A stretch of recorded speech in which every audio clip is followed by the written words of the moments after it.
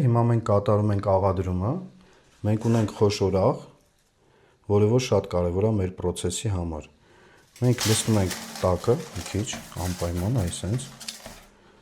վերցնում ենք մեր կտորները, իրան այսպես լավ աղ ենք անում, մի հատ այսպես մենք պտտացնում ենք աղի մեջ, մեր նույնը երկրորդ կտորը, վերցրեցինք, աղը մենք չենք խնայում, լավ աղ ենք անում, այսպես որ իր բոլոր անկյուններով աղ լինի, այսպես, աղադրումը շատ կարևոր process է մեր պատրաստման համար,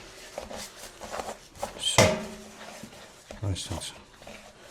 մենք իրա վրա ավելացնում ենք աղ,